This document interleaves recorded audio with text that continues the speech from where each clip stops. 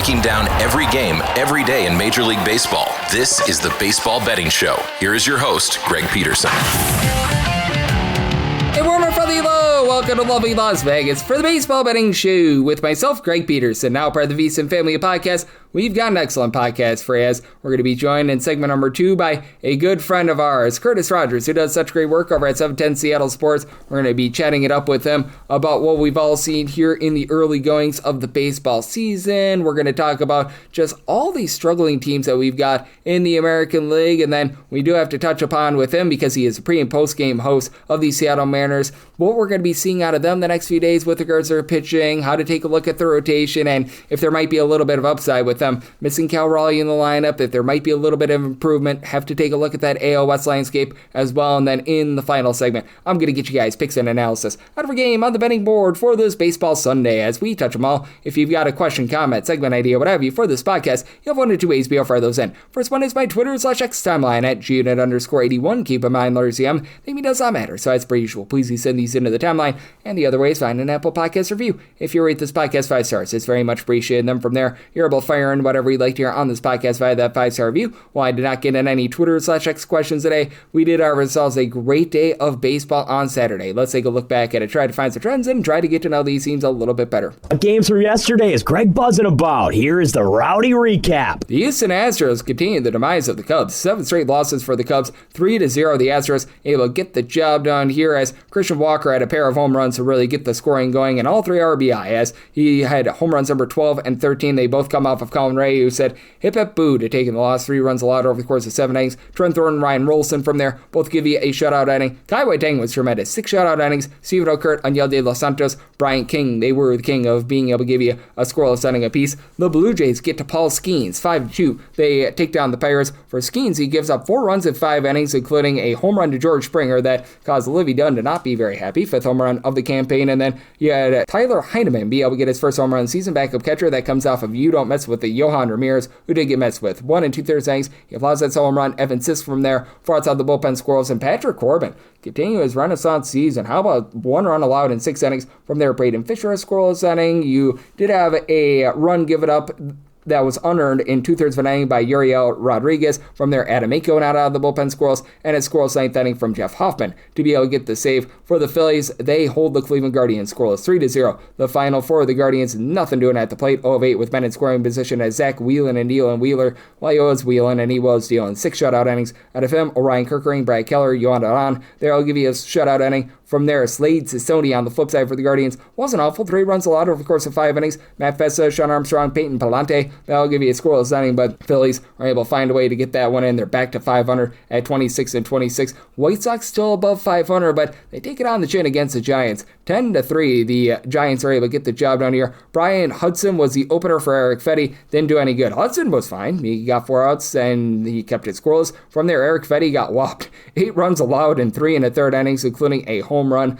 Going deep for home run number 10 of the campaign. How about Casey Schmidt? And then Harrison Bader, 5th home run season. That comes off Jordan Leisure. Leisure Lee gives up that home run in 1 1/3 innings. Trevor Richards, he gives up a home run to Willie Adames. 6th home run of the campaign. Gives up 1 run in 2 innings. And for the Giants, Adrian Hauser, he didn't quite pitch like Doogie. He wasn't tremendous either. 3 runs allowed in 4 2/3 innings. But bullpen at his back. Yo Biguero, 2 shutout innings. Sam Entages, a scoreless inning. Matt Gage, 1 1/3 innings scoreless of his own. You were able to get a lot of scoreless innings from the Kansas City Royals. 5-0. They were able to take down the Seattle Mariners. For the Mariners, George Kirby, 5 runs, 3 of which weren't given up in 6 innings. We'll talk about the Mariners a little bit more on the flip side with our good friend Curtis Rogers. From there, Alex Hoppe and Nick Davila, they were very happy to give you a shutout inning. But Stephen Kolek, he went out there and he shoved 9 scoreless innings out of him. So the Royals, 10 games below 500, but they get the job done here. The Nationals and the Braves entered into Saturday, the top 2 scoring teams in the league, and you got 2 runs in this game. The Nationals win by kind of 2-0. Jake Irvin had to exit early, but before he did,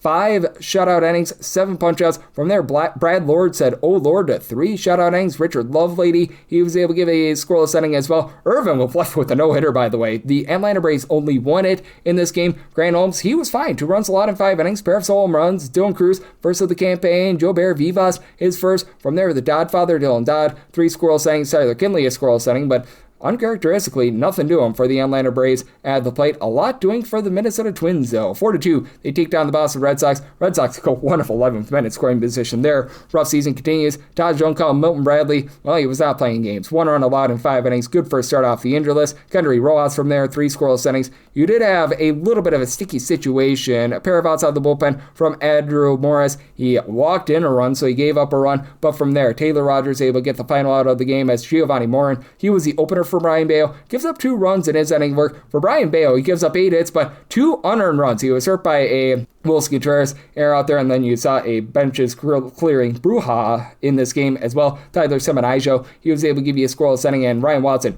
2 scoreless innings of his own. For the Milwaukee Brewers, they do fall to the LA Dodgers in this one by a count of 11-3. As for the Dodgers, they did a really nice job in getting to Robert Gasser. He got gas for 4 runs allowed in 4 1/3 innings. You had Teoscar Hernandez go deep for a 7th home run in the campaign. From there, you did have Grant Anderson give you 5 outs out of the bullpen squirrels. DL Turnip Hall, 3 runs allowed in 1 1/3 innings. Jake Woodford, 1 2/3 innings. He gives up 4 runs. And for the Dodgers, Roki Sasaki starting to look a little bit better. 3 runs, 2 of which were given up in 5 innings. The unearned run was due to his own error, but Alex Vesia, Kyle Hurd, Tanner Scott, they're all able to give you a scoreless inning, and then Jonathan Hernandez cleans things up in the 9th inning. You saw in the double dip between the Cincinnati Reds and the St. Louis Cardinals a bit of a splitter-rooski here, as in game number 1, it was the Cardinals who were able to get the job done by a count of 8-1. As for the Cardinals, Andre 3000 Palante certainly did not give up 3,000 runs, 1 home run allowed over the course of 6 innings. Solo home run to Nathan Lowe, who got Lowe for a 7th home run in the campaign. From there, Ryan Stanek, George Soriano, Matt Savanson, they all lend a scoreless inning. Chris Paddock gives up 3 runs over the course of 5 innings. From there, Sam Lowell shutout inning, but Connor Phillips gives up 2 runs in his inning work, was taken deep as it was home run number 14 of the campaign for Jordan Walker. And then how about home run number 1 of the season for the young gun and Brian Torres? I believe he was making his MLB debut. That comes off of one Mr. Jose Franco, who he went 2 innings. He gives up 3 runs, all of which were earned along the way. And then in game number 2, it was the Reds being able to get the job done in extra innings. As for St. Louis, Kyle Leahy, he gave up 5 runs over the course of 5 innings, including a pair of home runs. As you had Nathan Lowe get low again, 8th home run in the campaign. Ellie De La Cruz, his 12th. From there, Justin Brule, he goes for a 3rd inning. He gives up a run. Gordon Gaseffo, pair of outside the bullpen scoreless. And on the flip side, Chase Petty, well, he was feeling petty about the fact that he gave up 4 runs over the course of 5 innings. Was taken deep in this one by Jordan Walker, 15th home run season. Freddie Fermin forced extras, by the way, in the 9th inning against Tony Santillan, 2nd home run of the campaign after Brock and Rollberg, Graham Ashcraft. They supply a combined 3 shutout innings. Santillan gives up 2 runs in his inning work, but Pierce Johnson, he was able to give you a scoreless inning. And then Ryan Fernandez held down the fort, 2 shutout innings out of him. Jojo Romero was able to give you a scoreless inning, but then Riley O'Brien gives it up in the 10th inning. So we had ourselves a splitterooski out there. We did unfortunately have 2 games get rained out between the Rays and the Yankees and the Tigers and the Orioles, so did have to do this a little bit in advance since it is Memorial Day weekend. As I am doing this, we are seeing the Angels actually in the lead on the Rangers, so we'll see what happens there. But trend-wise in Major League Baseball right now, it has been a relatively nice split between overs and unders. We saw the overs get off to a really nice start to the season, but as I'm doing this with a few games pending on Saturday, 375 overs, 375 unders, and I believe now 21 pushes, so as 50-50 as it gets. Favorites on the money line, they're hitting at 55.7%, 418 and 332 on the money line. But that said, with regards to those money line favorites, we have now seen a grand total of 92 not be able to cover the -1.5 on the run line. And if you look at the last 7 days in baseball, still a few games pending on Saturday, favorites 49 and 37 on the money line. A grand total of 16 failed to cover the run line though. And in the last 7 days, we have seen 45 unders, 42 overs, and 4 pushes along the way. So that's where we're seeing in baseball right now, and that's where we're all getting trend-wise. Coming next, how about if we do chat it up with our good friend Curtis Rogers, who does amazing work over at 710 Seattle Sports, right here on the Baseball Betting Show with myself, Greg Peterson, now a part of the Decent Family Podcast.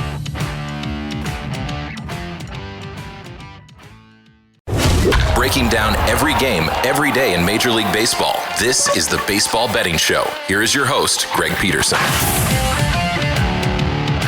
And we're back back here in lovely Las Vegas for the Baseball Betting Show with myself, Greg Peterson, now part of the VSiN family of podcasts. Always great to be joined by this man as we've got Curtis Rogers aboard. He does such great work over at 710 Seattle Sports, looking at this great game that we all know and love of baseball.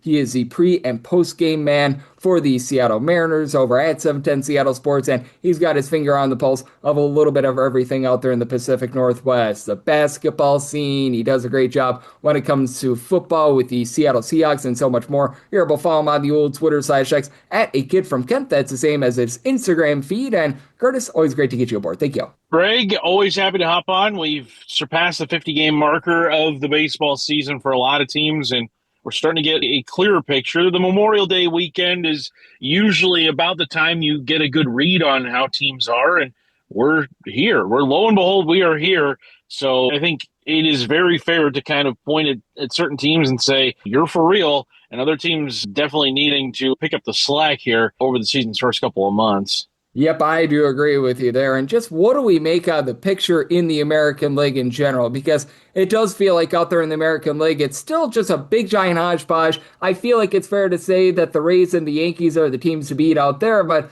other than perhaps the LA Angels not being qualified for a playoff spot, I think that that's very fair to say as well. There's a lot of unknown, it feels like, out there in the American League. For sure. I think right now the only three teams that I feel any level of comfort in would be the Rays, it'd be the Yankees, and then probably the Guardians as well. Outside of those three, every team has plenty of question marks. It's not like the American League is devoid of talent. I think the Blue Jays have a talented roster. I think the Red Sox have a talented roster. I think the Orioles still have talent on that roster. I think the Mariners have a talented roster. The Rangers do. I think the A's do. But for whatever reason, none of these teams seem to be able to grab hold of their division races or grab hold of getting a winning record. And it has left the American League very muddied right here outside of those three teams that I mentioned that are atop their divisions, or in the Yankees' case, just a couple of games back of the Rays. But I think right now in the American League, it is about as wide open as it's ever been. Yeah, I mean, it's been wild to take a look at this far this season, and going to be intriguing to see if any of these teams are going to be able to separate or not. And that leads us into the AL West, where right now the Athletics are the team as leading the division. They're at right around about 500 as this comes out. We'll see what happens in terms of the early weekend games. But that said, how do you take a look at this AL West, where obviously the Angels feel out of it, and I just still can't get myself to thinking that the Astros can claw their way back with all the injuries, with the pitching being so bad. But between the Mariners, the Athletics, and the Rangers, it feels like we're going to have a three-team race where, I mean, just a hair above 500 might, when it's all said and done, get the job done. Yeah, and I kind of look at maybe the run differential right now as sort of a predictor of how these teams could be. The Rangers and Mariners both have positive run differentials despite their losing records. The A's, meanwhile, have a negative one. So I think if we were to play out a full 162, I think it mostly comes down to the Rangers and Mariners, even though the A's do have a really talented offense led by Nick Kurtz, other guys that are really good on that offense. But ultimately, I think the Rangers have the pitching.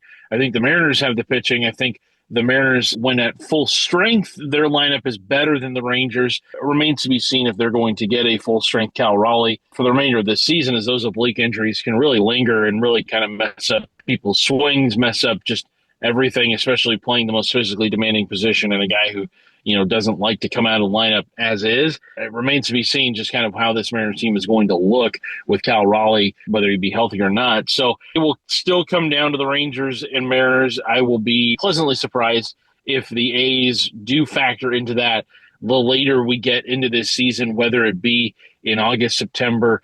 If they're still in it, then, kudos to them. But I just think right now the Mariners and the Rangers at full strength are, I think, better prepared to play that kind of baseball the later we get into this season. Yep, I do agree with you there. And the postseason experience from last year is great for the Mariners, as well as we do have our good friend Curtis Rogers. He does such amazing work over at 710 Seattle Sports and is the pre- and post-game voice of the Seattle Mariners, joining me right here on the Baseball Betting Show. And it's going to be a really interesting weekend. This is going to be coming out before the game on Sunday, with Brian Wu taking the bump for the Seattle Mariners. And for Wu, it's been a little bit of an up and down season, but he's really been able to find his stride recently. Bryce Miller, since coming off the injury list, has been solid. We're recording this before we know exactly what Logan Gilbert did in his start against the Royals. But how do you take a look at this rotation? Because it feels like the rotation has been plenty fine. And for the bullpen, sans Andres Munoz, which it feels really strange to say, but he's been picking it up himself, feels like they've been nails this season as well. Yeah, I think a big reason for the bullpen is Jose Ferrer. They acquired him in a trade. Cooper Criswell, too. From the Washington Nationals. Yeah, Criswell has pitched some big spots, I think bigger spots than they had initially anticipated because of all the injuries that they've had to guys like Matt Brash and Gabe Spire, to higher leverage arms that the Mariners have relied upon over the last couple of years. They did get Matt Brash back on Wednesday of this week. He pitched a scoreless inning of relief against the White Sox in that series finale, which was good to see. But as for the rotation, I think Bryce Miller, his return kind of helps level things out there. What's been interesting is the piggybacking of, in Bryce Miller's starts, they've had Luis Castillo pitch the back end of the games. They tried it on Tuesday. It worked well until it didn't work well in the ninth inning, when in a one-run game, inexplicably, the Mariners left Luis Castillo in when they had a fresh Andres Munoz in their bullpen in a one-run game. I feel like the ninth inning, a one-run game, you automatically go to your closer, no questions asked. But they stuck with it with Luis Castillo, who had never made a regular season relief appearance prior to that Tuesday night. And as you can imagine, first two runners get aboard. Not good, exactly. First two runners get aboard. They send the pitching coach out to visit Castillo. And then the manager, Dan Wilson, tries to come out after the pitching coach sits down. Home plate umpire tells the manager, no, you can't come out. You can't have consecutive mound visits. There has to be an at-bat here. So Castillo faces one more batter than they were comfortable with. Luckily, he struck him out, but Andres Munoz comes in a sticky situation and gives up a pair of runs on a base hit to Andrew Benintendi. It blew up in their face very, very epically. So hopefully there is a better plan in place when Miller's turn comes up in the rotation. I believe that is going to be Monday against the A's, the next time those guys are out there. So, yeah, it's something new, but hopefully the Mariners have a better plan heading into the next time they go about it. But Wu has pitched much better as of late.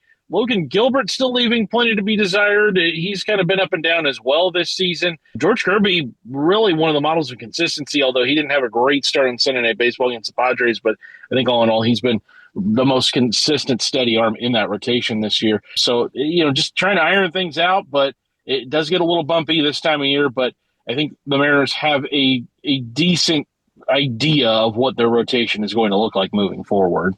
Yep, and very, very stunning that Emerson Hancock, we were talking about that he might be the odd man out when we do see the return of who we were referring to before in Bryce Miller. He continues to say, because he's just been that good, and Luis Castillo at this point, the odd man out, wouldn't have thought we would have seen that 12 months ago. As Curtis Rogers, who does such great work over at 710 Seattle Sports, joining me right here on the Baseball Betting Show. And with regards to just what we're seeing in general, is there a team or two in the American League that you do see a little bit of upside with? Because we've talked a lot about the West, we've talked a lot about the Mariners, but it just once again feels like a hodgepodge. And I just think that with 15 teams in the American League, someone needs to get hot. Like the Rays and the Yankees have been solid, and the Guardians are above 500 too, and that's been about it. When you take a look at this murky landscape in the American League, is there a team or two that you do think, hey, in a few weeks we might be looking at them a little bit differently and they might go from sub 500 back to at or above 500? Yeah, I think one team that I am really interested in seeing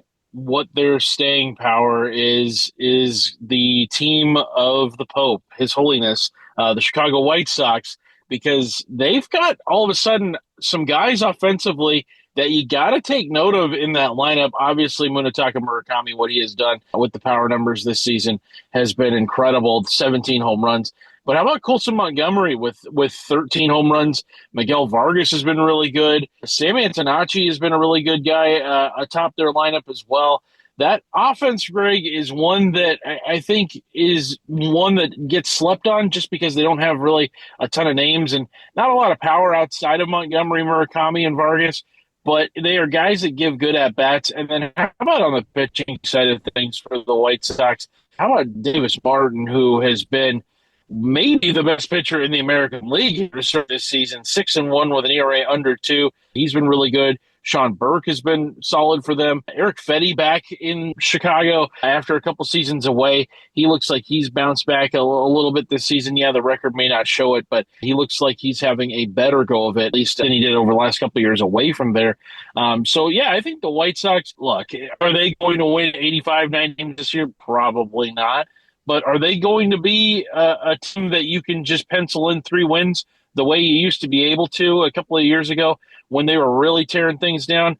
I don't think so anymore. I think this White Sox team is going to be a team that is going to be really annoying to play just because of those names that they've got in their lineup this year, those 3 names that I mentioned, but also some really good arms atop their rotation. So do I think the White Sox are going to win the American League Central? No. But are they going to be a team that really annoys you and maybe steals an extra game or 2 over the course of a series? I do think that. Yep, and I do think that with the White Sox, it's good that they're finally, and I mean finally, giving you some just respectable play. The last few seasons it has been not good, to say the least, and they've been able to rise up. They've been able to have themselves a nice season, and it's going to be interesting to see what we get this summer out there in the AL West. And I know that you, Curtis, are going to have a front row seat to it all. I know that the Mariners have been a little bit up and down, but we've been seeing some better baseball from them recently, so we'll see if that continues. You're doing a great job on that front. You follow college basketball all throughout the year. You do a great job on the football front and so much more. So love the good people at home. Know it's all on tap for you and how people can follow along on social media to other platforms.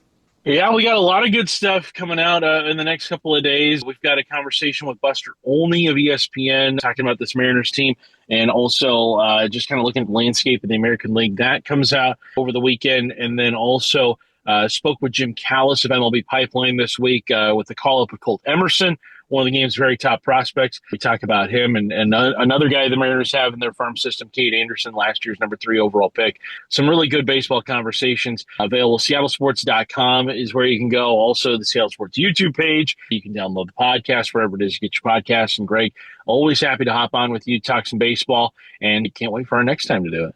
Absolutely, and our guy is doing such a great job. Curtis, he's over there pre and post game for every single Mariners game. He's doing a great job taking a look at the entire landscape of baseball, football, basketball, and so much more. And every single time he joins me, lends such great insight. So a big thanks to Curtis for joining me on the Baseball Betting Show, now part of the VSiN Family Podcast. Coming next, it is that time of the podcast to give you picks and analysis on every game on the betting board for this baseball Sunday as we touch them all.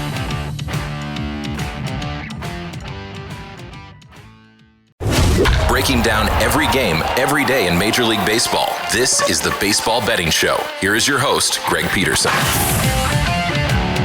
And we're back here in lovely Las Vegas for the Baseball Betting Show with myself, Greg Peterson, now part of the VSiN Family Podcast. Always great to be joined by Curtis Rogers. He does such amazing work over at 710 Seattle Sports. He is a pre- and post-game host for the Seattle Mariners. Does a great job looking at this great sport of baseball and so much more. Every single time he joins me, lends such great insights. Did so once again today. So a big thanks to our good friend Curtis for joining me in the last segment. Now it is that time of the podcast. I give you picks and analysis on every game on the betting board for this baseball Sunday as we touch them all. If a game is listed on the betting board, Greg has a side and a total on it, so it is time to touch them all. Do note that as per usual, any changes are made to these plays will be listed up on my Twitter/X feed at gunit_81. We are going to be going in Las Vegas rotation order. This is where we go with the National League games first in time order, then the American League games in time order, any interleague games. Those are going to be at the bottom. That'll keep things all nice, neat, clean, and easy. So let's get things started. This is 9:51, 9:52 on the card. The Metropolitans, they're on the road. They're facing off against the Miami Marlins as Tyler Phillips goes for the Fish and Christian Scott, Great Scott, goes for the Mets. Mets are a -125 favorite, right around about +105 to +108 on the Fish. Total is 8 to 8.5 on the 8 over is -120 and the under is even on the 8.5. Under is -120 and the over is even, and set a total of an 8.1. So if we get 8.5s across the board, right now I'm only seeing like 1 or 2 openers because Phillips was a little bit of a TBD. I am going to be looking at the under for Miami. I do think that this is going to be a pretty much a full-fledged bullpen game with Phillips getting the start here. He should be able to give them a few innings. He's more of their long reliever. He's posted posted up a 1.20 ERA. He averages about 2 innings per appearance, so I think they can probably give you 3 here if they're really pushing him 4 innings, and I think that he's plenty solid. His fielding independence are 343, so don't think that he's going to be maintaining a 1.20 ERA, but I think that he'll do a solid job here. And then for Christian Scott, the big thing for him is honing in with regards to command. 4.12 ERA. He's only giving up a half home run, 11 half strikeouts per 9 innings, 366 fielding independent, but 5.5 walks per 9 innings has been a little bit brutal. Now, both of these bullpens are in the upper half of the big leagues in terms of ERA. For the Mets, Devin Williams has looked a little bit better, but he and Luke Weaver have been a bit of disappointments. But again,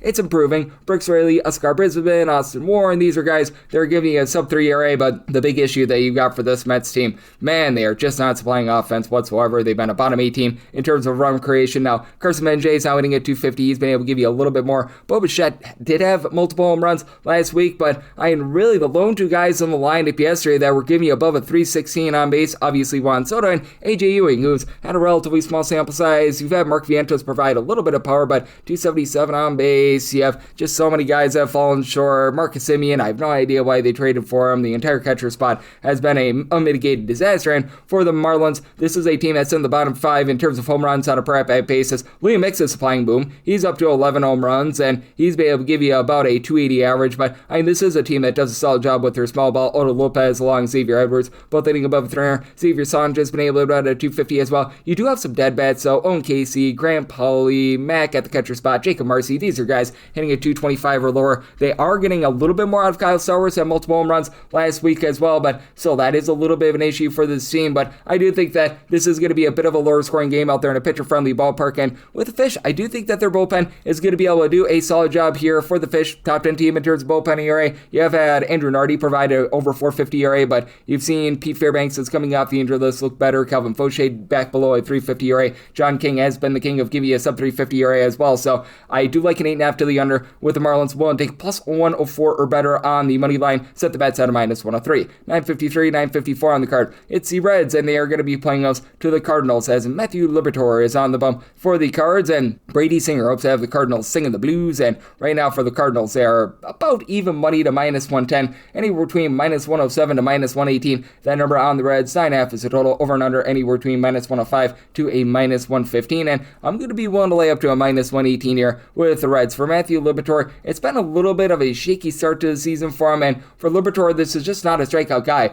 Right now, he is providing a 470 ERA, 486 fielding independent with about 7.5 strikeouts per 9 innings, 3.5 walks per 9, so you've got a little bit of shakiness there. Meanwhile, for Brady Singer, he certainly has had a little bit of a rough start to the season as well. He's been able to do a good job in terms of not giving out as many walks as he has in the past, but it's certainly been elevated with regards to his ERA right now, a 6.26 ERA. I think that he's pitched a little bit better than this, but 2.7 home runs per 9 innings, 6.7 strikeouts per 9, and now faces off against a Cardinals team that is in the top 10 in terms of run creation. Jordan Walker, without question, has been one of the main guys for the team as he's done a nice job supplying a double-figure amount of homers. He's hitting well above a 275 thus far this season, but there's a lot of other guys that are doing a great job moving the line. Even though J.J. Weatherholt may not have the world's greatest batting average, he's been able to give you right around about a 350 on base. He's up to 9+ home runs this season. Ivan Herrera has been able to give you an on-base percentage that's hovering right around about a 400. Alec Burleson, right around about a 370 on base. Even Nolan Gorman's giving you a little bit of on base, so I would argue that you need a little bit more out of him. Meanwhile, for the Reds, it's been really based around 2 main guys as far this season, L.A. De La Cruz and cousin Sal Stewart. Both of these guys a double-figure amount of homers, between about a 340 to a 350 on base.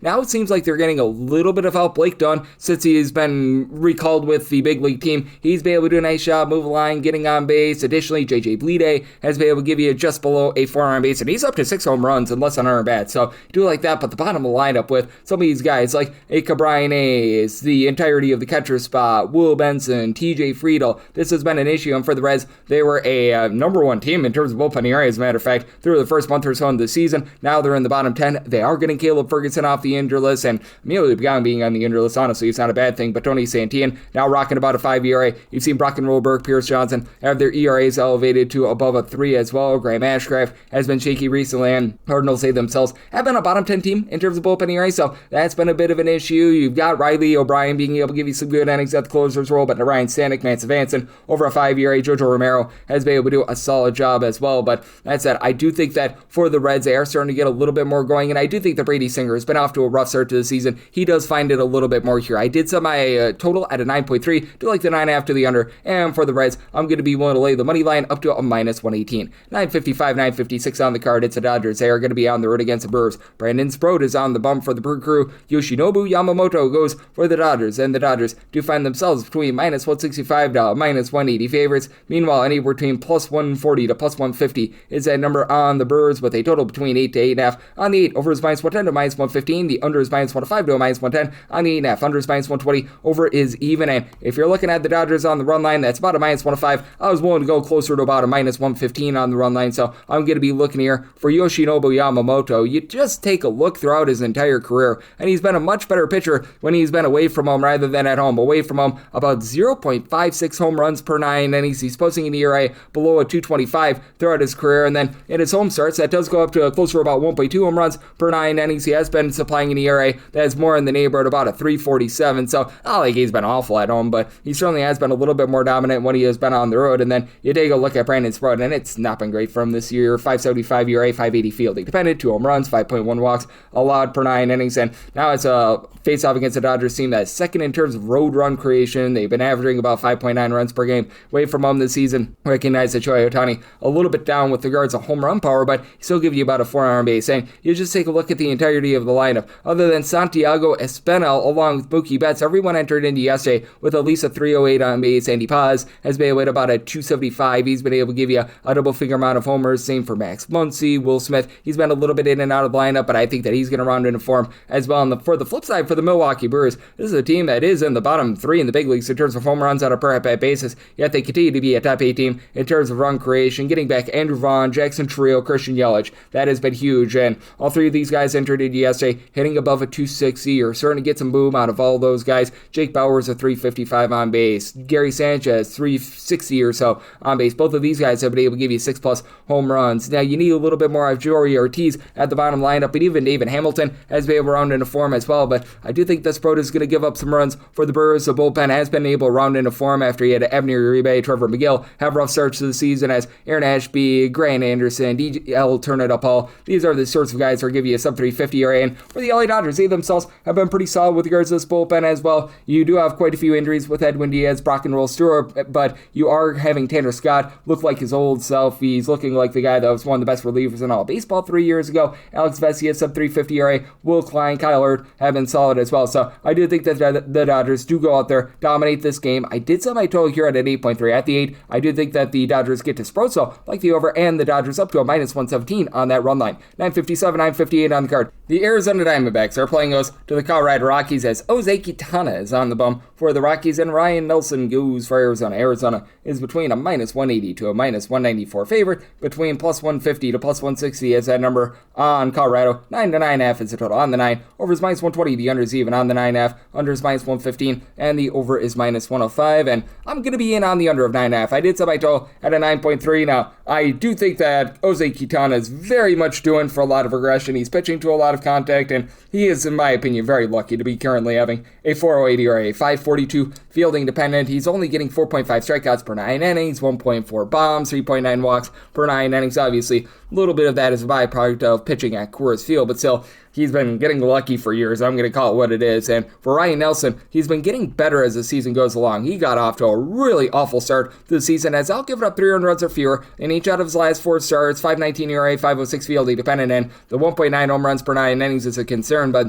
he does go up against the Colorado Rockies unit that has been a bottom 10 team in the big leagues in terms of run creation away from home. They always have pretty demonstrative home and road splits with regards to their hitting. You do have the former Diamondback and Jake McCarthy doing a nice job move the line. He's been able to give this team over a 350 on base. You do still have those guys though, like Brenton Doyle, Ezekiel Tovar. They're aiming below 225, not giving you any power. Kyle Karras towards the bottom lineup. That's been an issue. They've been dealing with a few injuries with regards to the outfield as well. Mickey Moniak has been in and out of the lineup over the last few days, so that certainly hurts the cause of this team. Jordan Beck being on the injury list does not, but that's it on the flip side for the Diamondbacks. Quartet of guys with 7 home runs to lead the way going into the day on Saturday. Ketel Marte, Corbin Carroll, Nolan Arenado, Guillermo Vargas, and all these these guys, aside from Marte, hitting at least a 274. Marte has just been down with regards to his on base, but he's been better over the last week or so. You've had some struggles from Lourdes Gurriel ever since he's come off the injury list, but Gabriel Moreno seems to be rounding into form. Alonso Perdomo a little bit more as well. And for the Diamondbacks, this is an ordinary bullpen. Not great, not awful. You've had some of these guys like Jonathan Loaizaga, Taylor Clark, Ryan Thompson be able to give you sub 375 ERA. Juan Murillo has been much better this season as well. Still don't necessarily trust in Paul Sewald and those long guys like Brandon Pfaadt and company. And for the Colorado Rockies, Antonio Sensatella has actually been amazing in this bullpen as he's been able to supply you with an ERA that's below a 2. You've got Jaden Hill, Brandon Bernardino. These guys have been able to give you about a 4 or so ERA, but now you've got Jimmy Harrigan, Victor Vodnik on the injured list, so that really hurts the depth of this team. And I do think that the Diamondbacks are going to be able to do a nice job getting to Katana here. If you're looking to lay a run F, you're going to be fine that between about a plus 110 to a plus 115, and I'm going to be willing to lay that run line, semi-run line, to where pretty much even money or better won't take a shot on the stakes. And on the 9.5, like the under, semi-total 9.3, 959, 960 on the card. The Nationals are going to be on the road facing off against the Atlanta Braves as Martin Perez is on the bump for the Bravos, and Foster Griffin goes for Washington. 8.5 is the total, over and under both at minus 110, minus 158 to minus 170 is that number on Atlanta. Anywhere between plus 135 to a plus 143 is that number on Washington, and I set the Braves at a minus 166 on the money line. So I'm going to be willing to take the money line. If you're looking to lay run F, finding that more in the neighborhood about a plus 135, plus 140. This continues to elevate, and I'm going to be taking the run line instead of that money line, mainly because I do think that they're going to be able to get to Foster Griffin, who's been experiencing quite a bit of regression recently. For Griffin, got off to a nice start to the season, but now he is posting up an ERA that's more around about a 402, give it up 1.6 home runs per 9 innings, and it's just not backed up by a great bullpen. Right now, 26th in the big leagues in terms of bullpen ERA. Also do think that there's a little bit of positivity to him for an Atlanta Braves team that had just won it yesterday. Just absolutely wild to say the least. You've been able to have Brad Lord, Richard Dickey Lovelady be solid for the Washington Nationals, but both got burnt up yesterday. Now you're probably going to be relying upon more of these guys like a PJ Poulin and company to be able to come in there, hold down the fort. Orlando Robalta actually has a sub-3 ERA. I think that there's going to be regression there. Gus Farland has been all over the place this far this season as well. Mitchell Parker is just awful in this bullpen with over a 5 ERA. Meanwhile, for the Atlanta Braves, this continues to be a top 7 team in terms of bullpen ERA. Robert Suarez, Racio Iglesias, Dylan Lee, all supplying a sub-3 ERA. The Dodd-father, Dylan Dodd, and Reynaldo Lopez can give you some long relief as well. And for the Atlanta Braves and Washington Nationals, these two teams entered into yesterday number 1 and number 2 in the league in terms of run creation. And with Martin Perez being a lefty, that's big for the Nationals because they've been a top 5 team in terms of batting average and on-base plus slugging against lefties. You've got James Wood, CJ Abrams, a combined 24 home runs. Both of these guys are giving you over a 375 on base. You don't have a lot of guys that are providing boom outside that, but Brady House, Dallin Lyle, both had 7 home runs apiece. House doesn't really get on base, but Lyle's been able to about a 270 for this unit. You've had Keibert Ruiz not drawing any walks whatsoever, but he is now hitting about a 260. Jobert Vivas is able to give you a little bit of something along Joey Weimer as well. And for the Atlanta Braves, this is a lineup that I think is just very much locked and loaded, even with Austin Riley clearly not himself thus far this season. You're getting back Ronald Acuna Jr., Drake Baldwin being on the full with his 13 home runs. That's an issue, but Mandelson, 340 on base with about 14 home runs. You've had Riley, who I mentioned before. Ozzie Albies, both the able to give you 8 home runs apiece. Michael Harris continuing at about a 295. He's up to a double-figure amount of homers. So I do think that you're going to get a nice offensive expose in this game, and I do expect a little bit of regression here for Martin Perez as well. 285 ERA, but a 393 fielding dependent. He is getting far less than 7 strikeouts per 9 innings. He's been able to do a solid job in terms of keeping things out in front of him, but I do think that this is a higher scoring game, so I total 9.3. Like the over end, I do like the Braves laying a run half on that run line. 961, 962 on the card. This is going to be in conjecture with 981, 982. The Tigers, they're going to be on the road against the Baltimore Orioles. We do know that in game number 1, it's what we were supposed to get on Saturday from Valdez going for the Tigers and Brandon Young on the bump for Baltimore. We do know that in game 2, it's going to be Trevor Rogers for Baltimore. Right now, the betting board reads to be determined for the Tigers. In game number 2, we were thinking it was going to be Kadir Montero going against Rogers. That is sort of the assumption right now. So we'll go with the first game first, and then we'll address that in a second, as we do have numbers for the first game. Right now, for the Orioles, they're about minus 120 to minus 132 on the money line against Valdez, and then for Valdez and the Tigers, between even money to plus 121 is that number there. 8 to 8.5 is the total. On the 8, over is minus 120, the under is even. On the 8.5, under is minus 120, and the over is even. And I would rather have an 8 over rather than an 8.5 under. We're starting to see this fall down a little bit more, so hopefully we could get some 8s for the over because I have a lot of question mark with Brandon Young. He doesn't necessarily have the most elevated ERA in the world, but I'm just not a believer in him. 4.25 ERA, 5.22 fielding dependent, 1.5 home runs, 4.2 walks per 9 innings. Now, I recognize that this is a Detroit Tigers team that's currently in the bottom 6 in the big leagues in terms of run creation. That has been absolutely awful, to say the least. But that said, I do think that these guys are going to be able to round into form. Kevin McGonigal, along with Riley Green, are both going to be over a 375 on base. They've been dealing with a lot of injuries, so the bottom of the lineup has been absolutely awful. When you take out the likes of Gleyber Torres and company, you throw in there Javi Baez, that is a bit of an issue because like Matt Vierling has been hitting right around the mid-dose line of 200. Zach McKinstry has given you nothing whatsoever. Wencio Perez has been awful as well. You even have Kerry Carpenter now the fold as well, but Cole Keith is a guy that's able to about a 275. Dylan Dingler, he's been able to give you 9 home runs. He's been the main boom man for this team, and they need Spencer Torkelson, who's hitting a $195 with 7 home runs, to really be able to step it up as well. And I do think that he is going to be able to when it's all said and done. And for Baltimore, I do think that this is an offense that is going to continue to ascend as well. They got Jackson Holiday back in the fold. He's already got a home run in this series, so love what he's providing there. You've got Pete Alonso, Gunnar Henderson, both with 10 home runs apiece, but both hitting at 229, and in the case of Henderson, just a 278 on base, so you need a little bit more there. Jeremiah Jackson has gone a little bit cold with the deep ball, but you do have Samuel Basayo, Adley Rushman, both hitting about a 270 with 7 home runs apiece, so that's pretty solid. Leody Taveras has moved the line for the team as well, and when it comes to the Orioles, you do have to have trepidation with the fact that this bullpen has just not been great, to say the least. They are now in the bottom 7 in the big leagues in terms of bullpen ERA. This despite the fact that you've had Uncle Rico Garcia along with Yunier Cano be really good in this bullpen. Like, both of these guys have been able to give you a sub-2 ERA, but with Ryan Helsley now on the injury list, you've got Diedrich Enns, who's right now supplying about a 4 ERA, and then you have the likes of a Grant Wolfram, who's providing about a 5 ERA, Anthony Nunez. These other guys are just not great. Cameron Foster has been an issue, and for the Detroit Tigers, they've obviously had to dive into their bullpen quite a bit. So they're going to need length from Valdez, who's giving you about a 4.58 ERA, but closer to about a 4.06 fielding dependent. He's only giving up about 0.6 home runs per 9 innings, so he's been able to do a pretty rock solid job on that front. And for the Tigers, you do have a few guys that you're able to trust in out of this bullpen. Kyle Finnegan, Brendan Hennepy, both of these guys have been able to supply a sub-2 ERA. Birch Smith is a guy that I like. Brant Herter is able to give you a sub-3 ERA as well. So I do think that the Tigers in game number 1 should be able to get the job done. I set them at a minus 118. So like the Tigers on the money line in Valdez versus Young, and on the 8, I do like the over, so I told an 80.3. And then if you do get Kadir Montero going against Trevor Rogers, this will be 981, 982 on the card. I set the Orioles as a minus 123 favorite. So minus 122 or better. I am going to be looking at them in this ordeal. Plus 124 or better. That becomes my buy point on the Tigers. And then I did set a total to where an 8 or less, I'm going to be in on the over, an 8.5 or higher. The under, I did set my total here at an 8.4. And when it comes to the Tigers, it has been a case where things have been just very much up and down and a little bit shaky for them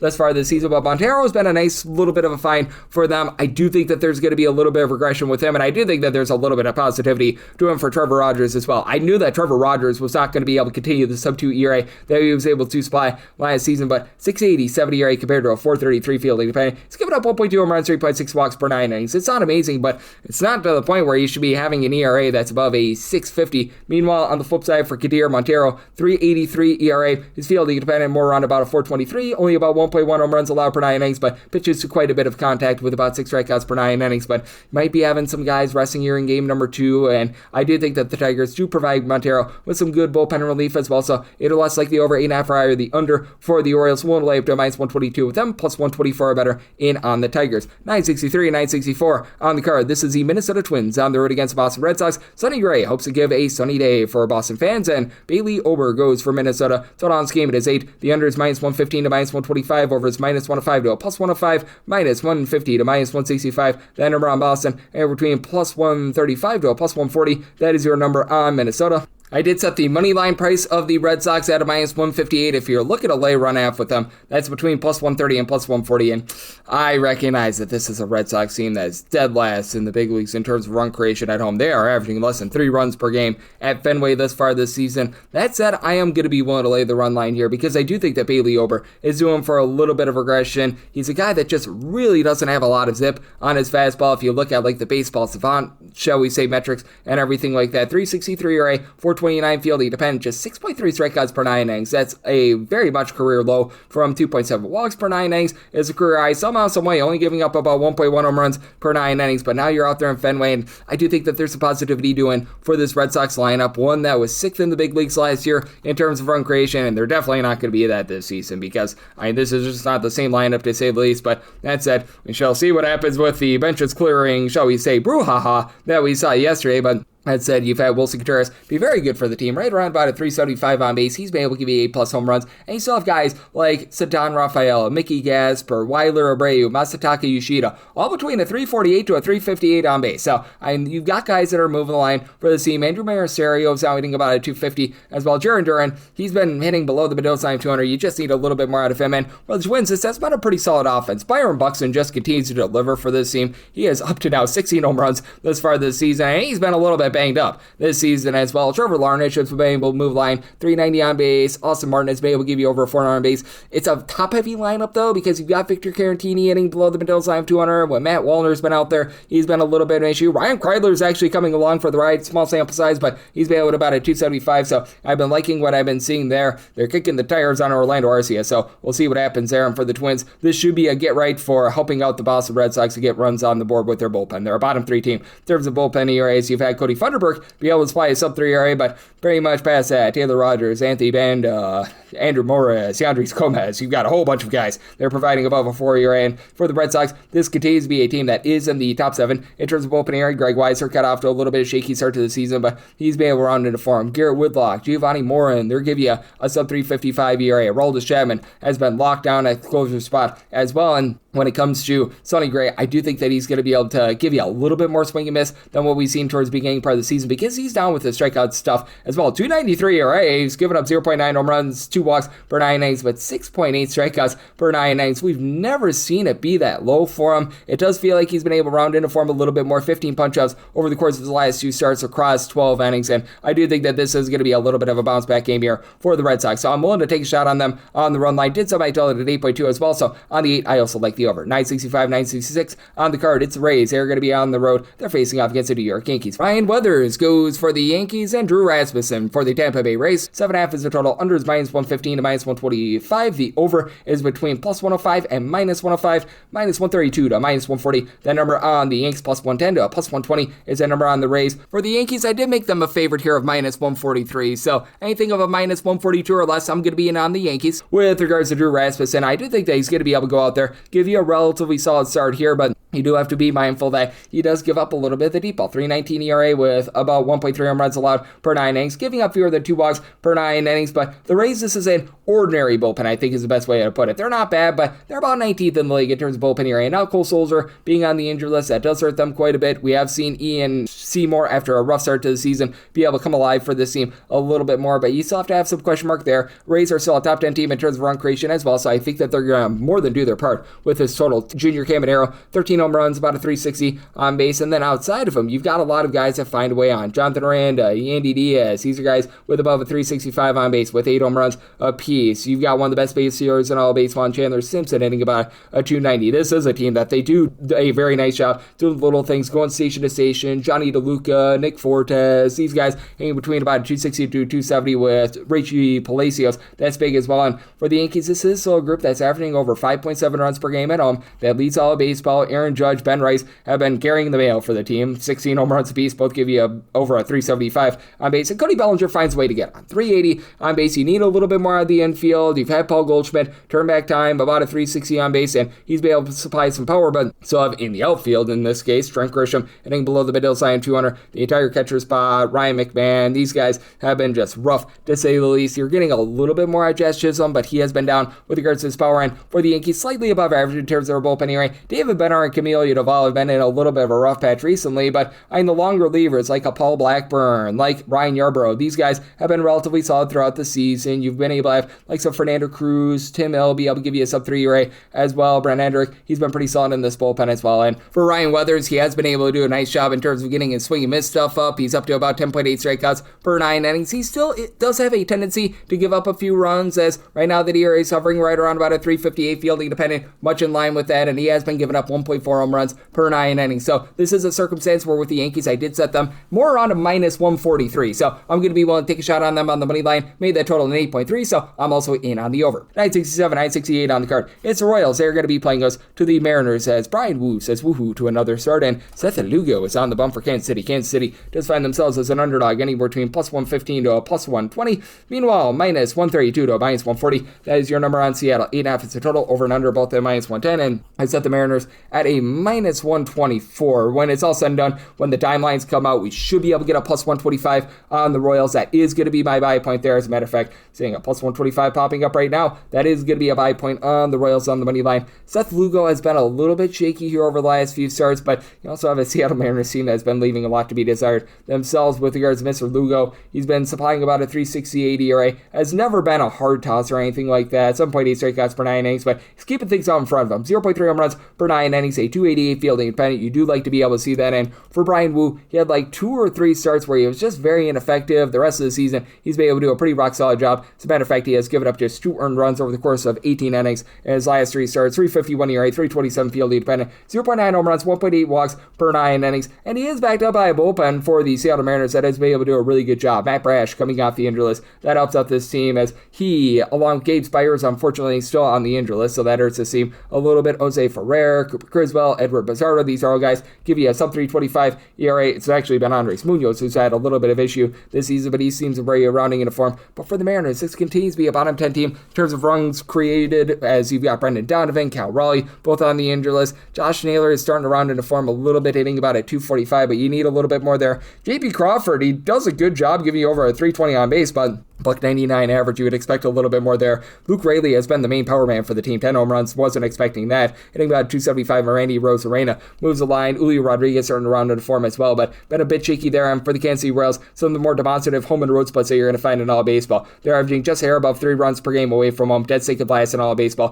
Closer to 4.65 runs per game at home. That's a top 12 mark in all of baseball. You just need to get more of the heart of the lineup in Salvador Perez along with Vinny Pasquantino. A combined 13 home runs with neither of these guys give you above a 282 on base. Neither guy hitting above a 205. Massive issue there. You've got Bobby Witt Jr. has been able to give you about a 365 on base with 7 home runs, and all 7 have come over the last 35 days. And you have had Jack Caglione be able to hit about a 250. Kyle Isbell has been able to hit about a 260. So you do have some guys that are finding a way on. Carter Jensen has won a little bit cold. And for the Royals, this has become a team that's in the bottom half of the big leagues in terms of opening rate. Carlos Estevez being on the injury list hurt the team, and Matt Strahm is on the injury list as well. And able to get some solid innings out of the likes of Lucas Erceg, John Schreiber, Daniel Lynch. These guys are below a 3.35 ERA, but you've had Alex Lang provide nearly a 5 ERA. Eli Morgan, Steven Cruz, guys like this have been a little bit shaky. So, interesting circumstance here. At a plus 125 or better, I'm going to be on the Royals on the money line. Did set a total of an 8.3. Right now, we're seeing this more at an 8.5. I do like the under. 969, 970 on the card. It's the Halos. They are going to be playing us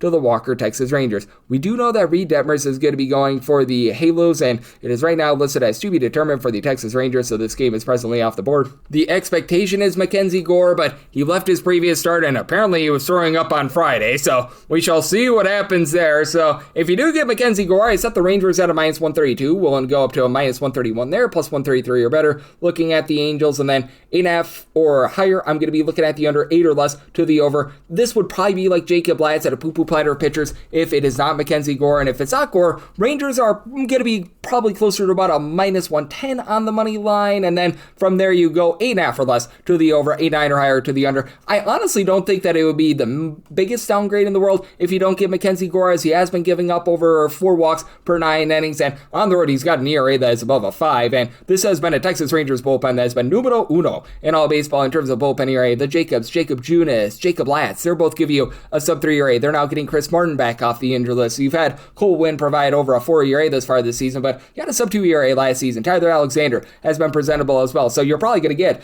like these guys, Jalen Beeks, who's able to give you multiple innings to be able to fill in if Mackenzie Gore is unable to go in this game. And well, let's call it what it is. For the Texas Rangers, this has been a bottom 10 team in terms of run creation. As a matter of fact, bottom 5 team in terms of run creation thus far this season. That said, they've been much better away from home rather than at home. At home, they average 3 runs per game, 4.66 entering into Saturday. Away from home, it's very clear that Arlington is suppressing offense. Don't have a lot of home run hitters on the roster. Jake Berger has been leading the way with 9 bombs. He's only giving you about a 293 on base, but you're starting to find guys that are able to move the line, get on base. Brandon Nimmo, Ezekiel Tovar, both are hitting above a 275. You've had, don't call his name, Alejandro Azuna who's been able to give you about a 400 on base. Jock Peterson's actually now giving you a 360 on base. No power whatsoever, but that's been good. Ezekiel Duran has been able to move line as well. You've had Evan Carter be a little bit of a disappointment, but in all, that's been solid there, and it's still the LA Angels that we're talking about, and this team has been just absolutely deplorable. I think they signed Taijuan Walker on Saturday. That's where they are at. You've got Mike Trout, who's been able to give you 12 home runs at about a 400 on base this far this season, but it's becoming an all-or-nothing team. Zach Neto's giving you 10 home runs, but he's hitting about a 220. You've got a trio of guys, Logan O'Hoppe, Josh Lowe, Yohan Moncada, lying below the middle side of 200. Now, Moncada's on the injured list. That really doesn't hurt this team too much, but now they're kicking the tires on Jameer Candelario. That's not a place where you want to be, to say the least.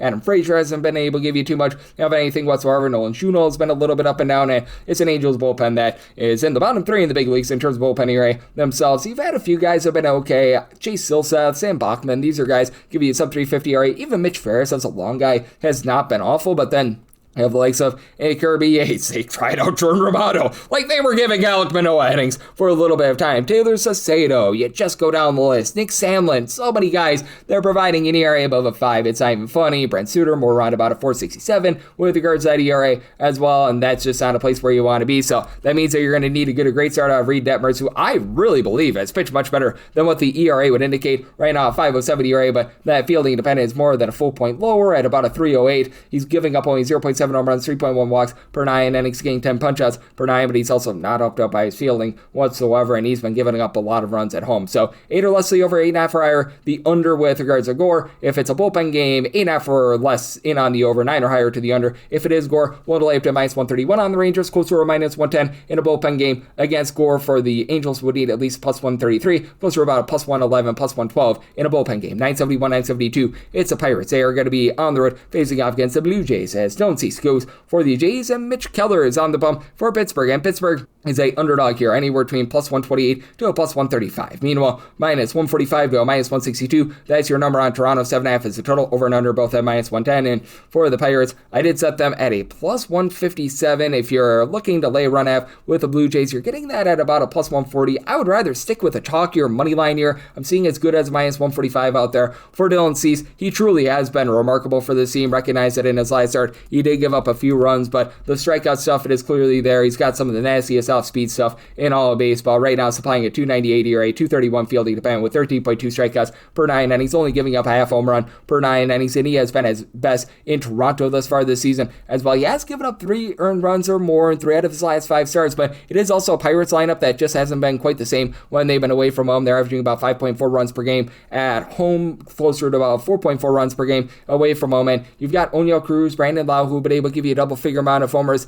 Cruz can be a little bit all or nothing for the team, and he's out with a little bit of ailment. They had him pitch inning yesterday, so that's something to be taking note of. Lau, more around about a 350 on base, and you've got quite a few guys that are able to move the line. Brian Reynolds, Nick Gonzalez, along with Spencer Horwitz, all between about a 370 to a 380 on base. Nixon Garcia, the man that they picked up over from the Boston Red Sox, he looks like he's going to be able to give this team a bit of something, and Colin Griffin has been around to form with regards to his, shall we say, bat as well. For the Pirates, it's been a up and down bullpen, to say the least. You've had Mason Montgomery be able to supply a sub 4 ERA. Dennis Santana last year, a sub 250 ERA. He and Justin Lawrence have been a little bit rough this season, but Evan Sisk has been able to step up sub 350 ERA out of him. You don't mess with the Yohan Ramirez has very much been messed with, and for Mitch Keller, he's always been significantly better when he's been at home rather than away from home, though. This season, he's, in my opinion, really been able to put it together. Right now, a 386 ERA. That said, his fielding independent, with being a 354, that's all a byproduct of the fact that he's not giving up the deep ball. 0.6 home runs, 2.5 walks per 9 innings, but pitching to a lot of contact, 6.3 strikeouts per 9 innings.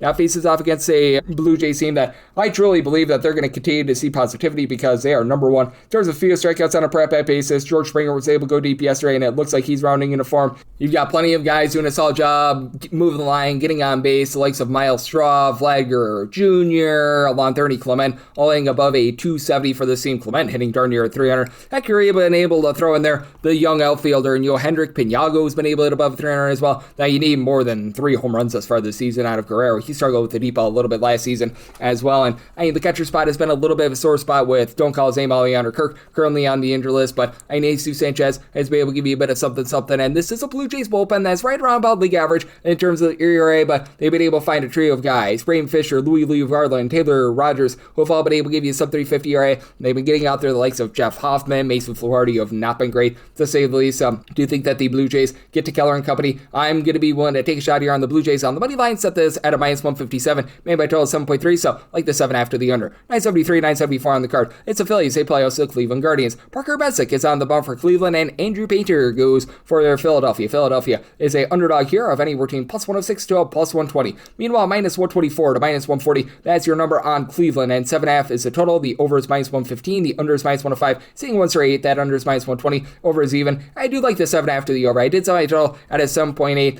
I have question marks with Andrew Painter. I certainly do think that he's doing for some positivity, but it's just been a little bit of a rough run for him this far this season. 5.77 ERA compared to a 4.59 fielding dependent, 1.4 home runs, 2.9 walks per 9 innings. I think that he's better than the year I would indicate. Clearly, first year in the big leagues, he needs to round into form a little bit more. Meanwhile, for Messick, he has been tremendous for the Cleveland Guardians this far this season. 2.45 ERA, 3.17 fielding dependent, 0.9 home runs, 2.6 walks per 9 innings, and the Guardians bullpen has been a little bit shaky to start the year thus far, but Hunter Gaddis, after he started out the year on the injured list, he looks to be rounding into form. Sherman Armstrong, getting him off the injured list is big. You could have Eric Sabrowski be able to give you that sub-3 ERA, and Tim Aaron has been pretty solid as well. Guardians here in the month of May are averaging about 5 runs per game. I know that they've been cooled down a little bit in this series, and it's been a case where it's a lot of guys that you wouldn't expect. Like Jose Ramirez is sitting about at 235 with like 8 or so home runs. You would expect a little bit more there. Rhys Hoskins, even though he has a 342 on base, both of them middle side of 200. Kyle Manzardo has not necessarily been great for his team. Steven Kwan has been absolutely awful, but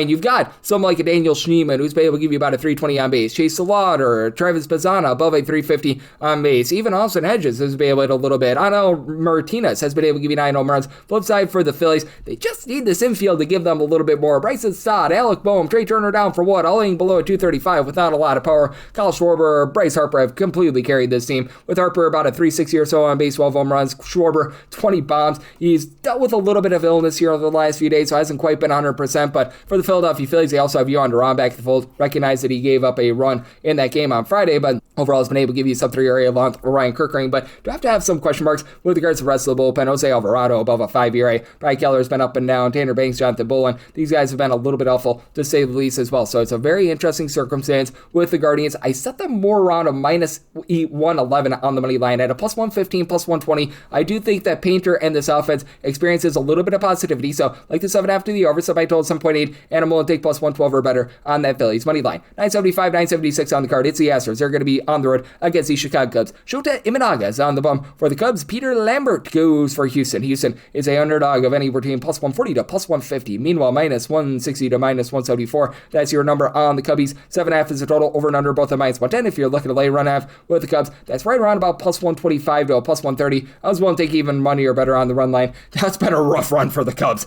They have lost 7 straight games. It feels like the Brewers and the Walker Texas Rangers broke them a little bit, but I do think that the Astros return back to earth. Here in the month of May, they're averaging 2.7 runs per game with their offense. That's dead single last in all of baseball. Their bullpen ERA entering into Saturday was right around about a 5.70. That's last in the league. And Peter Lambert has been one of the bright spots for this team. 357 ERA, 330 fielding dependent. Keep in mind that he was a below average pitcher in the Nippon Baseball League in Japan last year. 3.6 walks per 9 innings. It looks like he's starting to get figured out. A combined 8 runs allowed over the course of his last 13 innings across the last 2 starts. And for Shota Imanaga, coming off of a brutal start last time out against the Brewers, he gives up 8 runs there. But even with that, he's still been able to put together a pretty rock solid season. A 338 ERA, fielding dependent of a 339, so right on par there. 9.5 strikeouts per 9 innings. And for the Astros, Yordan Alvarez leaving the game yesterday, that is just absolutely brutal for the team. So, I was setting my total to where I would be willing to take a shot here on the over, but I had to go down to a 7.2, so at a 7.5 or higher, I'm going to be in on the under. And as we know, that's not the only injury that the Astros are going through right now. Jose Altuve, Carlos Correa, and really the Carlos Correa injury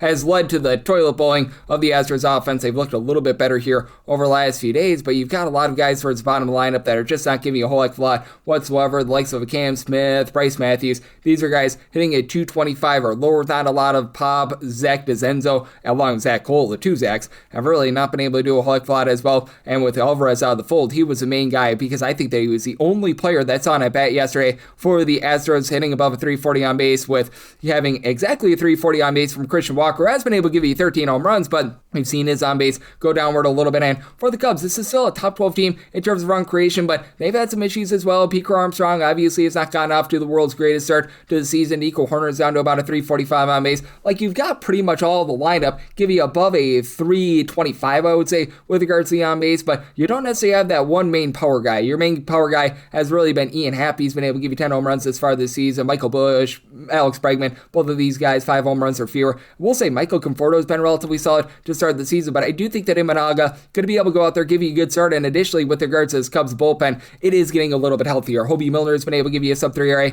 Caleb Theobar, Daniel Palencia spent some time on the injury list. These guys have been fine, and they've been able to give you some good innings. Jacob Webb, he was coming off of a season where he had a sub-350 ERA with the Rangers last season. Thus far this year, he's been posting up about a 3, and then on the flip side for the Astros, it's getting a little bit better with the bullpen, but again, dead stinking last in terms of bullpen ERA entering into the weekend, and they've been dealing with a lot of injuries of their own. Bennett Sosa, Josh Hader being on the injury list, and then the likes of AJ Bluba, Bryant Abreu, and Yel De Los Santos providing a 4+ ERA. That's a bit of an issue. So I do like the Cubs here on the run line. I was willing to pretty much shake any sort of plus price, and at a 7.5, like the under semi total at a 7.2. 977, 978 on the card. It's the White Sox. They're on the road. They're against the San Francisco Giants. Robbie Reyes has hit Pepper to another start, and Noah Schultz is on the bump for the White Sox. The total on this game, it is 8. The over and the under, anywhere between -105 to a -115. And for the Giants, they are anywhere between -102 to a -112. Meanwhile, you're getting anywhere between -104 to a -115 with the White Sox. So essentially, a pick 'em in. I'm going to be in on the Giants. I did set their money line price at a -138. Demonstrative home and road splits here for Robbie Ray. Part of it is that he just absolutely got lit up in his last start prior to his previous start, where I believe that he had given up 10 runs, 9 of which were earned against the Arizona Diamondbacks. He was getting things a little bit more rocking and rolling, fielding independent, because he's given up 2 home runs, 3.6 walks per 9 innings, is higher than his current 4.26 ERA. But you look at what he's been able to do at home this far this season. He's been posting up a 191 ERA, less than 1 home run allowed per 9 innings, 684 ERA, 3.1 home runs per 9 innings. So 9-day difference. Meanwhile, you've got a guy in Noah Schultz who he has seen his ERA balloon up to a 4.93 himself, mainly because of the walks. He's giving up less than 1 home run per 9 innings, a little bit over 8 punch-outs per 9, but 5.5 walks per 9 innings. Now, it is a White Sox lineup that has really been able to get it going. Montaka Murakami, 15+ home runs this season. Then Colson Montgomery, Miguel Vargas, both of these guys at 11+ home runs as well. None of these guys are really hitting above a 250, but I mean, pretty much all these guys are giving you at least a 320 on base, with Montgomery being the low man on the totem pole. But so it has been a White Sox team that has been able to be in the top 10 in terms of run creation, with about 4.5 runs per game or so. You do have to have some trepidation with regards to bullpen, though, for the White Sox. You've got Seranthony Dominguez, Jordan Hicks, who are just very long in the tooth. Jordan Leisure, he's leisurely giving you a 6 ERA. Trevor Richards has just never really been great. They utilized Brian Hudson as an opener, and he, along with Grant Taylor, have been able to give you sub 350 ERA. Sean Newcomb has been a little bit of a pleasant surprise as well, but now you put Hicks on the injury list, and the understudies, they're really not a whole lot better. And then on the other end of things, the Giants, they do continue to be a top 10 team in terms of bullpen ERA. You've had Caleb Killian, along with the likes of Sam Entages, Yoel Piguero, be able to give you a sub 350 ERA. Keaton Wynn is a relatively good long guy as well. Now, as we know, with the San Francisco Giants, this has been a underwhelming lineup, to say the least. Out of your 30 MLB teams, they are currently 30th in terms of run creation. You just need to be getting more for your buck out of William Adames, along with Rafael Devers. 6 home runs apiece. Either guys give you over a 284 on base. They've been a little bit better here over the last few weeks, but still, that has been a big issue for the team. Jungle Lee being on the injury list, that certainly hurts as well, but you still have guys that are moving the line. Like, you've been able to get some good production out of Luis Reyes. He's been able to hit over a 300 for this team. Now, Eloy Ramos is on the injury list as well, and Harrison Bader just has not been great, to say the least. He, along with Drew Gilbert in that outfield, both give you less than a 275 on base, but Casey Schmidt up to 10 home runs. He's been able to about a 290. Daniel Susic, in a very small sample size at the catcher spot because they traded away Patrick Bailey. He's been able to do a pretty solid job as well. You're going to need to mix and match in the outfield, and that's going to be an issue, along with Matt Chapman not living up to his billing. But still, I do think that you're going to get some good production there. And for the White Sox, for as good as those power bats are, you still have someone like an Edgar Quiro hitting below the Mendoza line of 200. Luan Acuna has been an issue. You've got Sam Antonasi, who's been able to give you over a 350 on base. base. Chase Meadroth is able to move the line as well. So it's a very interesting circumstance with this one. I did set the Giants to where I'm going to be willing to lay it. Set them at a minus 138 and did set a total of a 7.7 as well. So on the 8th, because it's a pitcher-friendly ballpark, do like the under and wrap things up with 979, 980 on the card. The Athletics, they are going to be on the road against the Slam Diego Padres. Michael King hopes to be the king for the Pods, and it should be Jacob Lopez here for the Athletics. Right now, the betting board reads to be determined, but most places have an opener, minus 160 to minus 171 is that number on Slam Diego. Anywhere between plus 136 to plus 145 is that number on the Athletics. Mostly seeing 8s with regards to total, over minus 115, under minus 105. Seeing a few straight 8.5s out there as well, and on the 8.5, the unders minus 120 and the overs even. And when it comes to the Padres, I set their money line price at a minus 182. If you're willing to lay a run half, I was willing to take plus 112 or better. Right now, seeing that at a plus 130, I'm going to sign up for the run line mainly because Michael King, I do think that he is going to be the king here. And if you're looking at most of the sites, they are listing Jacob Lopez, who just has not been great, to say the least. A 6.14 ERA. He was getting about 11 strikeouts per 9 innings last year, and that is tolerable. He's getting fewer than 7 strikeouts per 9 innings this season. And he's just creating self-inflicted wounds right now with about 6 walks per 9 innings, and he has been really giving up a lot of hard contact as well. Not something that he was doing a whole heck of a lot of last season. Last season was keeping things out in front of him. This season, he is giving up over 2 home runs per 9 innings. As a matter of fact, over 2.2 home runs per 9 innings. Now, I do recognize that the San Diego Padres have not necessarily been the world's greatest with their lineup, with Fernando Tatis Jr. still stuck on 0 home runs thus far this season, and you do need to get a little bit more out of these guys. Nick Castellanos, Jackson Merrill, Manny Machado. These are guys that are in below at 215 right now. Freddie Fermin has not been great as well, but Miguel Andujar, he has been solid. 5 home runs, he's been able to about a 290 for this team. Gavin Sheets, holy Sheets, he has been able to step up. He's been able to give you over a 320 on base. He's up to 9 home runs thus far this season, and on the flip side, it's an Athletics team that they do average darn near run more per game when they're at home rather than away from home, because Sacramento just a launching pad, but Shane Langelier as well, he continues to bang. 12 home runs, he's hitting above a 300. You're starting to get Brent Rooker online as well. He's been able to give you a home run every about 19 or so at bats. Zach Lofson's coming off the injury list, 6 home runs and less than 120 at bats. Henry Bolte, since coming up to the big league level, he's been able to move line. Nick Kurtz, along with Jacob Wilson, these are guys hitting above a 275, and Carlos Cortez continues to hit above a 300 as well. But the Padres also have a massive advantage with regards to the bullpen when you've got a lockdown 1-2 punch of Jason Adam along with Mason Miller. That really helps you out. And Andre Motorhone still hovering right around about a 5 with regards to ERA, but Jeremiah Estrada, after a shaky start to the season, he's been able to run into form. Yuki Matsui is giving you some good innings, and the Athletics, they're not awful with regards to their bullpen. You've got likes of Luis Medina, Scott Barlow, Hogan Harris, Joe Kuno, who have been able to give you sub 350 ERA. More of the long guys like Jack Perkins and company have been an issue, and I do think that you might be looking at more of these guys with Jacob Lopez getting the start, and I do think that Michael King, who's really been able to have a nice year last year after he was just a little bit banged up a season ago, he is back in full force. Maybe the swing and miss stuff isn't as sensational as we've seen it at peak form, but still, 9.1 strikeouts per 9 innings. Needs to cut down on 3.7 walks per 9, but 231 ERA, 0.6 home runs allowed per 9 innings. I do think that the Padres go out there, get the job done. I do like the Padres on the run line, set that at a plus 112, and I do like the under. I set my total at 7.6. That'll wrap things up for the Sunday edition of the Baseball Betting Show, now part of the VSiN family of podcasts. A big thanks to Curtis Rogers, who does such great work over at 710 Seattle Sports. He joined me in the last segment. If you do like hearing from this fine podcast, Baseball Betting Show, you're able to subscribe wherever you get your podcasts, Apple Podcasts, Google Play, Spotify, Stitcher, and TuneIn. If you have a question, comment, segment idea, what have you for this podcast, you have one or two ways we fire those in. First one is my Twitter/X timeline at Judith_D1. Keep in mind, letters the name does not matter, so per usual, please do send these into the timeline. Other ways, find an Apple Podcast review. If you rate this podcast 5 stars, it's very much appreciated from there. You're able to fire in whatever you'd like to hear on this podcast by that 5-star review. I'm with you guys every single day, giving you guys picks and analysis on every game, every day, so I'll be back with you once again tomorrow. Thank you.